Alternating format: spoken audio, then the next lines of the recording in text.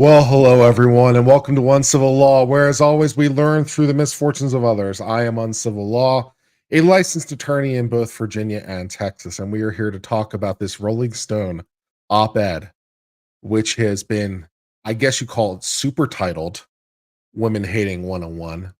Title, Evan Rachel Wood is latest celebrity victim of online misogyny playbook. Subtitle, the ongoing defamation case against Wood is getting the Amber Heard treatment. Wow. I've been thrilled already. I couldn't stop laughing when I saw it had this apparent super title, I guess we'll call it. Super title, Woman Hating 101. So apparently, Rolling Stone is going to teach us all about what women hating won, the basics of women hating. Maybe this is a how-to guide or something. I find this hilarious. All right, let's go ahead and read more about how Evan Rachel Woods is the latest celebrity victim of the online misogyny playbook. Hey, did one of you guys write a playbook? I remember getting my copy. Can I get that on Amazon? How does that work? I don't know. All right, let's read this thing.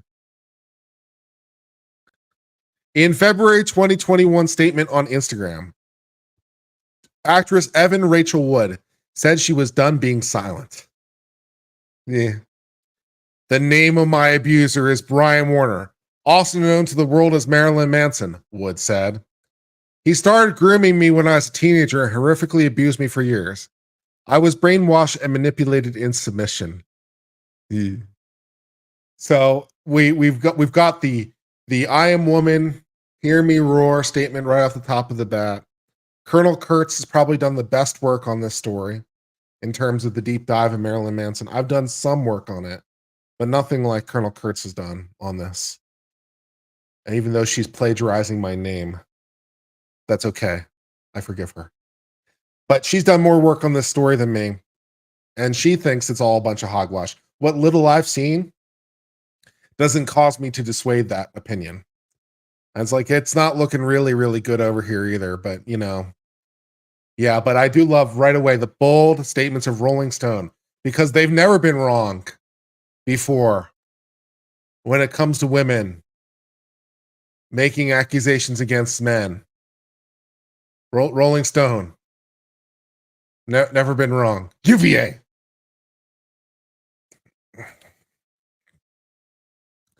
Before this statement, Wood had spent more than 3 years being a vocal advocate for women experiencing domestic abuse and assault. But her post was the first time she publicly named Warner, who she met when she was 18 years old, as her alleged abuser. One will take note, of course, she was an adult, but I digress. Wood also said that she hoped to call out the industries that enabled him, regardless of fear of retaliation.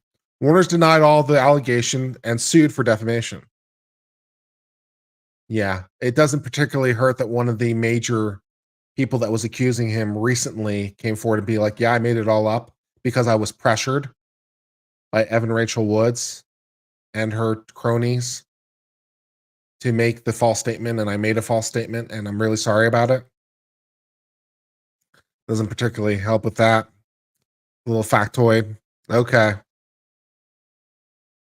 In legal documents, Warner's legal team claimed that Wood created a conspiracy to cast him as a rapist and abuser, a malicious falsehood that has derailed his successful music, TV, and film career.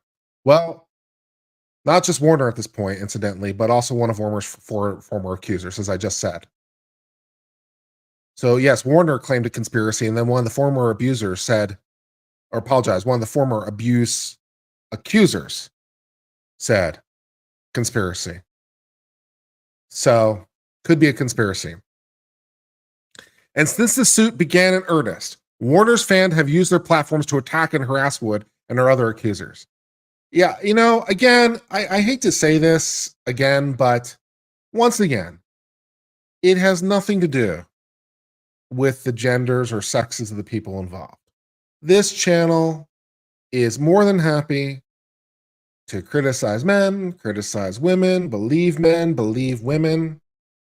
This channel kind of believes people based on the strength of the evidence and the respective charges, and also with a mind to what can be proven in a court of law, but as we're looking at and assessing things.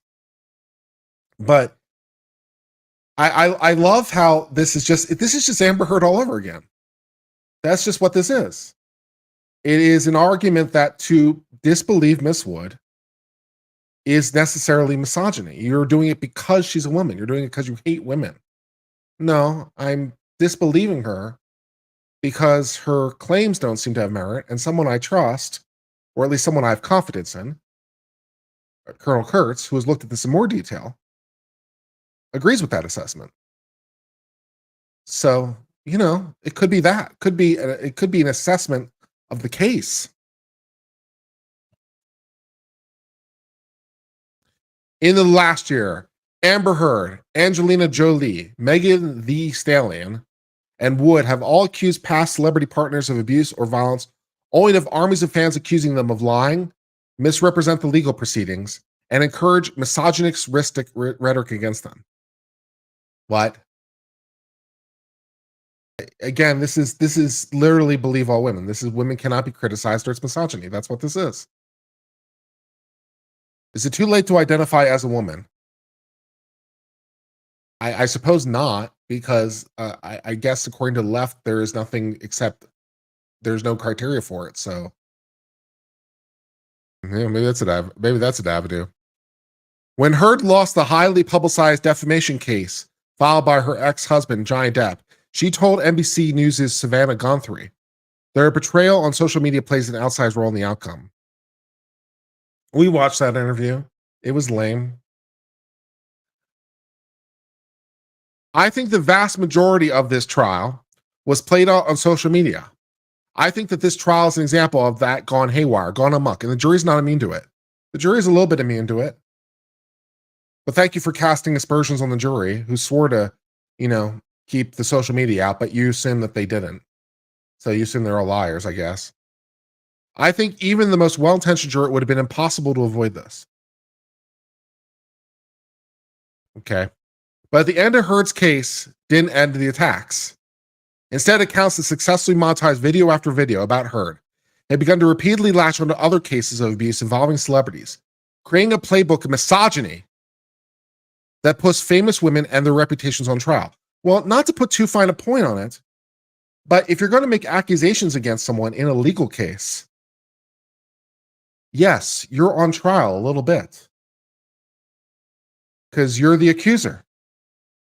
Your credibility is important as we're trying to assess this. How do you think this works exactly? Right? So we can read a complaint, as we have on this channel. We can read a complaint and be like, this complaint is really good. Or we can read a complaint and be like, this complaint is garbage. Or somewhere in between those things. And then we read on and we reassess based on new filings and court decisions, even decisions where I disagree with the court. But it's like, well, I'm just looking at the things filed, man. But apparently there's a playbook. I haven't gotten a copy of the playbook. Maybe they're about to teach me the playbook. So they can teach me the playbook so I can better monetize this channel. Is Rolling Stone going to teach me a thing? Let's find out. Here apparently is a completely innocent, doe-eyed woman who ain't done nothing wrong, and any aspersions to the contrary are misogyny. I don't know who this woman is, but I'm sure she's been misjudged by us all. Here's how it works. A celebrity, usually a woman, alleges that a past partner, also famous, has been abusive or violent. Documents are filed and journalists begin to report the case. Online accounts that have commented on at least one case in the past glom onto the coverage, often directly co-opting reporting and then twisting its findings. Well, not for nothing, but in the Johnny Depp case in particular, we did watch the primary source material, the trial. We watched it. So I'm not sure how we could possibly, and you watched it with us.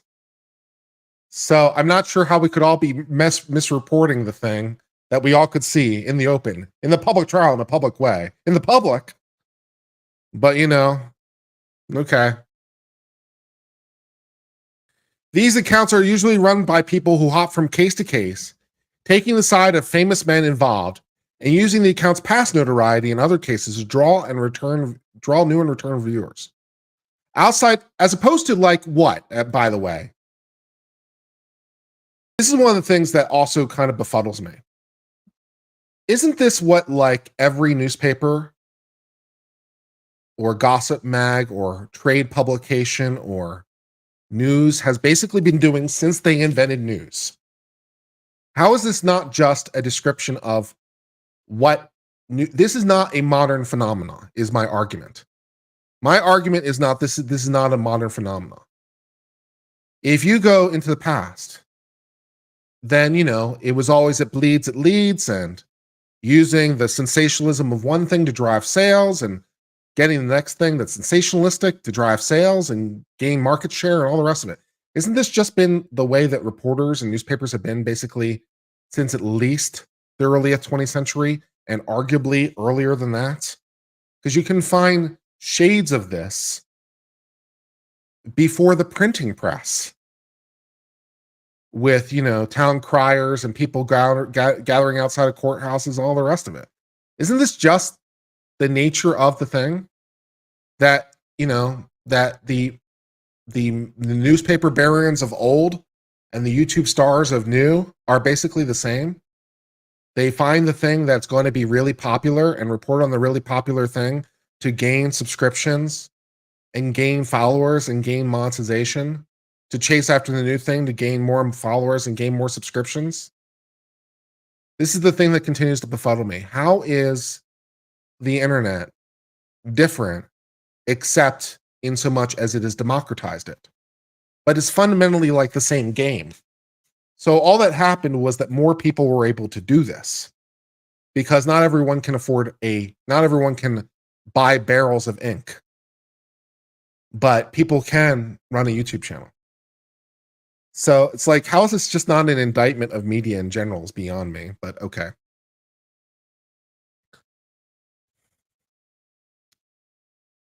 Outside interest in famous names mean the videos pop up in searches and gain popularity, especially where the information differs from more reputable sources like news sites.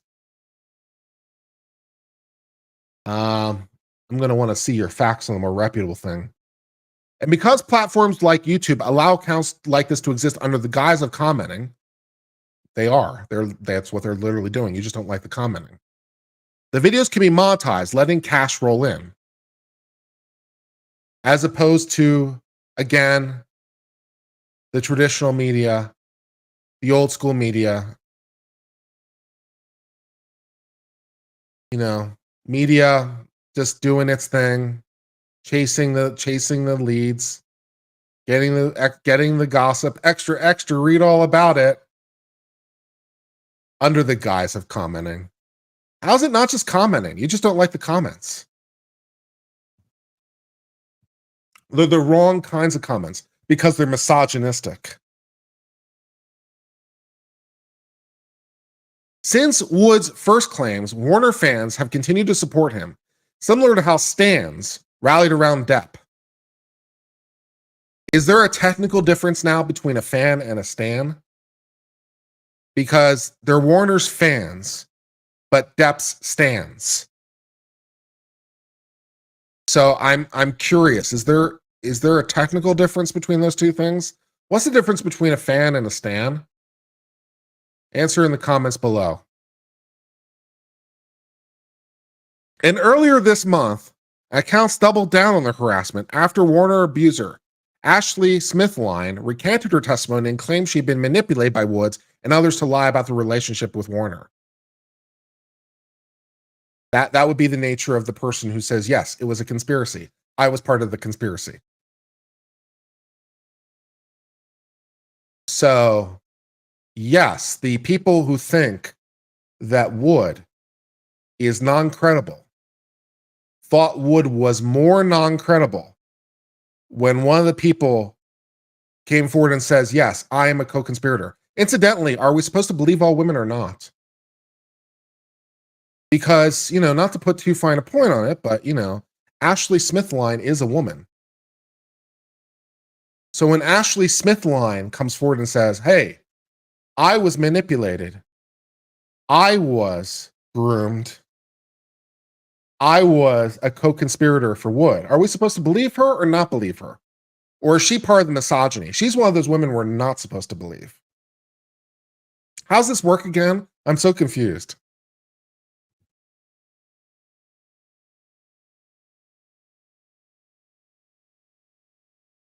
Wood has denied Smithline's accusations, stating in a court declaration she never pressured or manipulated Ashley Morgan Smithline to make any accusations against plaintiff Brian Warner. I certainly would never pressure or manipulated her to making accusations that were not true.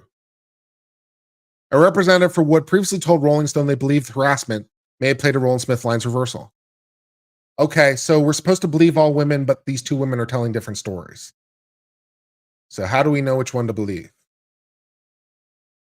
The one that's I am woman, hear me roar, I guess. But yeah.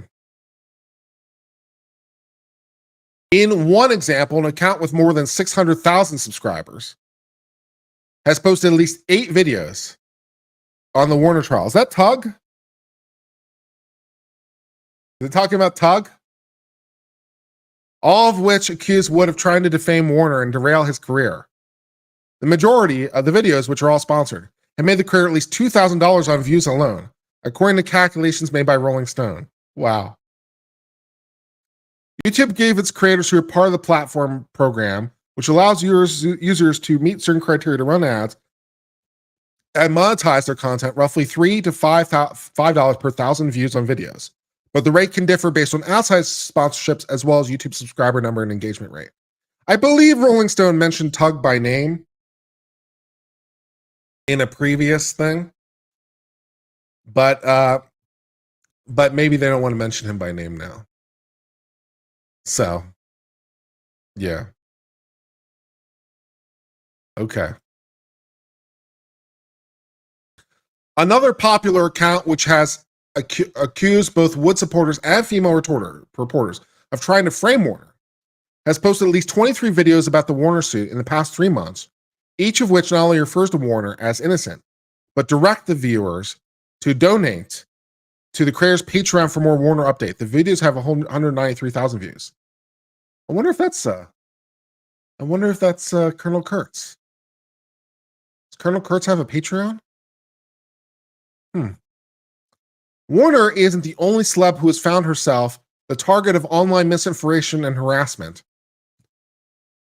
It's misinformation, guys. It's misinformation. When we said this woman came forward and recounted her story.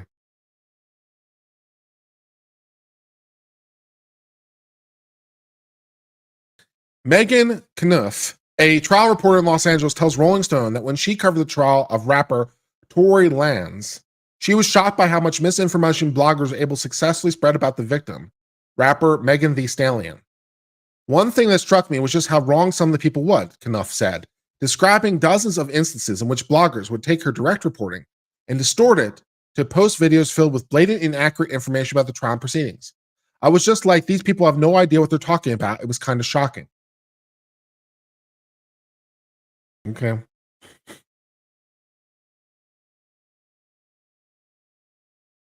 In December 2022, Lanez, whose real name is Daystar Peterson, was found guilty of shooting Megan in both feet. In July 2022, Rolling Stone cover story, Megan said that she was subject to almost 3 years of online harassment from bloggers accusing her of lying. I think it's so crazy that people are able to get online or publish anything that's not 100% fact, she says. That really is messing with my life. How are you able to do it and get away with it? Should I explain it to her, or is that patronizing and mansplaining? Yeah.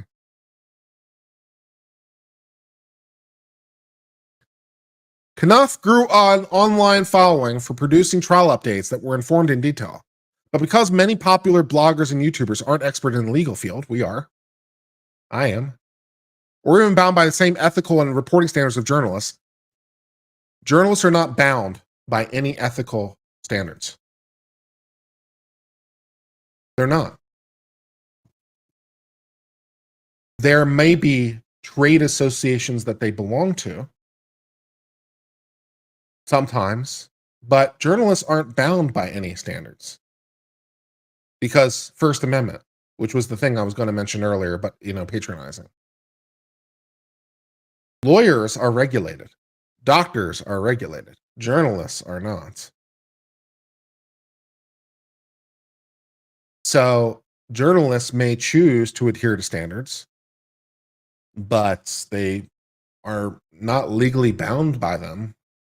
And not all journalists are bound by the same standards. So, that's just wrong, fundamentally. It's also why anyone can call themselves a journalist, because First Amendment.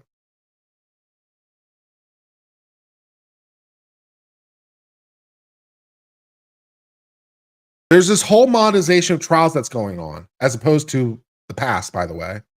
There was no monetization of trials going on when people were selling newspapers by the truckload and people were buying their ink by the barrels. No, sir, no monetization of trials going on then.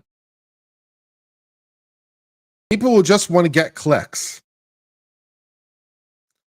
But there's an irresponsibility to the exploitation that comes along with breathlessly covering this stuff in a YouTube-like fashion. According to Ruth Glenn, President of Public Affairs for the National Domestic Violence Hotline, online harassment campaigns are often successful because they rely on the average person being misinformed about how domestic violence occurs. Even in the case of famous couples, abuse doesn't change when millions of dollars are involved. It's all still about power. That somehow feels unduly reductive. It's all about power. Maybe that's true, but it feels pretty reductive.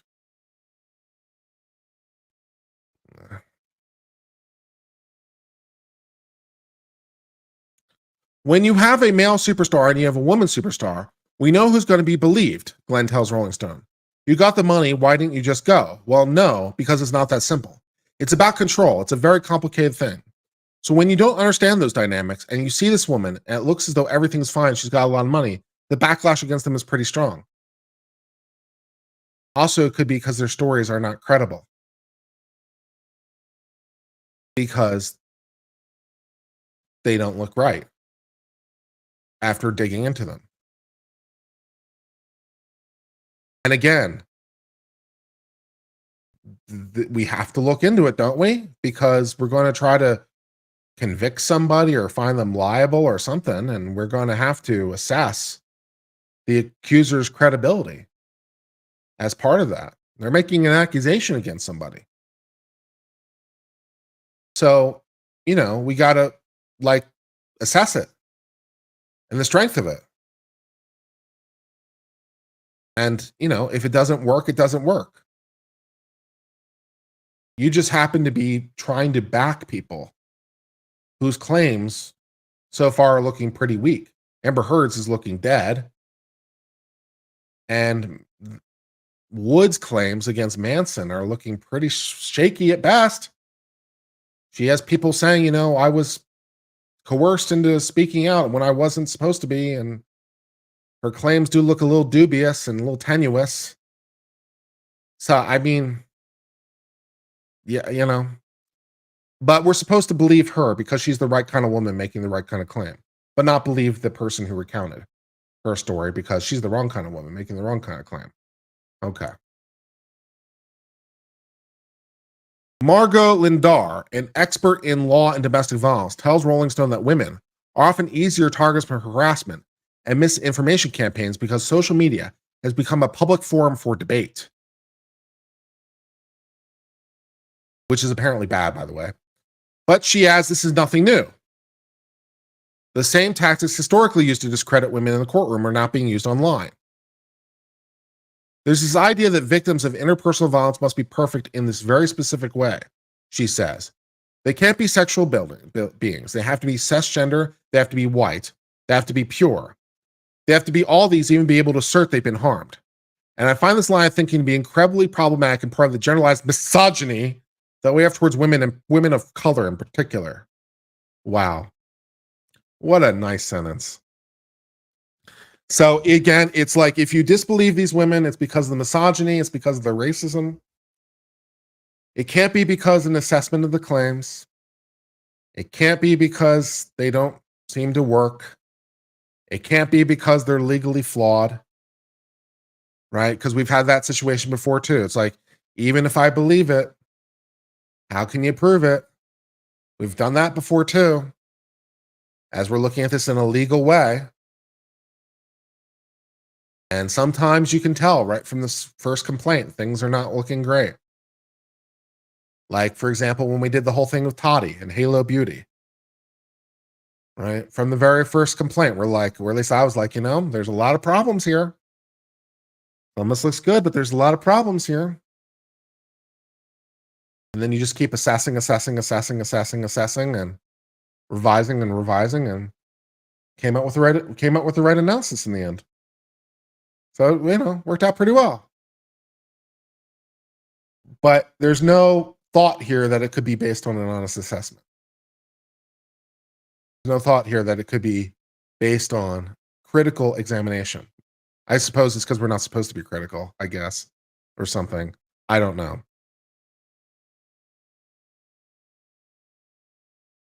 Lindor points to Heard's past relationships. Megan Thee Stallion's dating history, and Wood's past roles that have included nudity or sex. All things bloggers have used to imply that women were liars, untrustworthy, or simply seeking attention. She also says online accounts often reinforce their twisted narratives by directly targeting journalists or lawyers working on the case, which can discourage people from speaking up about misinformation they see online. The public, viewing the public trial in a public way, is going to comment publicly about the public trial in a public way. Because the trial is open to the public, who now have the opportunity to speak directly to each other through the social medias in the public. And, some people are like, hey, maybe I will be exposed. That's bad. Okay. We're headed in a scary direction. As a society, we've given a lot of power and respect to men in power. Lindor tells Rolling Stone, it doesn't feel like there's the same element of protection for famous women out there as there are men that are accused. Well, for famous women as there are men that are accused. They are not equal. They're not equal. Because the person is being accused, not because they're a man. Right? And you're going to look at the strength of the case, the strength of the argument, try to assess it, try to see where it's strong, try to see where it's weak. Try to actually assess it on some sort of footing that gives respect to the rights of the accused. Maybe that's the problem. History has proven that Wood's case is not unique. Warner's defamation case against the actress is still ongoing, and like Heard's is not televised. Not yet, at least, because they're in preliminaries. I mean, Warner's case might be televised later, but making unclear whether online accusations of any will play a deciding factor in the case's outcome. But each of the three experts who spoke with Rolling Stone said that online harassment campaigns are actively changing how high-profile abuse and violence cases are handled in the future. Wow. This is just such a thing. There's definitely a big court of public opinion. These online accounts are winning. The courtroom is hopefully isolated, but it changes the way society thinks about things. We could make it all so the next jury pools you get are just a little bit changed through the cultural focus on this. As opposed to the cultural focus on Me Too, where Me Too was all the thing for a moment. That didn't do anything to influence juries. That didn't do anything to influence juries or the way they perceive things. All the juries who were exposed to nothing but Me Too for years. That didn't influence them, but these online campaigns, these are going to influence them. And that's bad. Juries, for better or worse, incidentally, are supposed to be a reflection of the culture. That's kind of why they exist. They're supposed to be a fair representation of the community as it then exists. Because what's the alternative? So a jury selected now and a jury selected 5 years from now and a jury selected 50 years from now will be different because they'll be exposed to different things and have different backgrounds and different things. One of the reasons, incidentally, that we have juries of multiple different people to try to smooth it out a little bit by having 6 or 10 or 12 for people sit on a jury. So they all bring something different to the table. But as opposed to what? To some degree. Well, I found this article very hilarious. Here's what I think. I think a person who makes an accusation should be taken seriously. And I mean that in every possible sense of the word. Right? It should be serious. Because it is serious. A person who makes an accusation is doing something that's serious. So it should be taken seriously. And it should be evaluated. The credibility of the accuser is a relevant factor. And try to figure out what's actually going on. But, it's, yeah, take it seriously. Take it very seriously. And look into it. And you go through things and you just try to assess it as it happens. So, yeah. Thank you, Explorations, for saying my lighting looks nice. I do like it when the lighting works nice. Try to make things pleasant for you all. If you've been enjoying this video, please remember to give it a like and do all the YouTubey things. I thank you for joining me for a brief while. This has been a fun video as I get ready to head to sleep. I've been on Civil Law. Until later, my friends, I hope all is well. Cheers, my friends, and goodbye.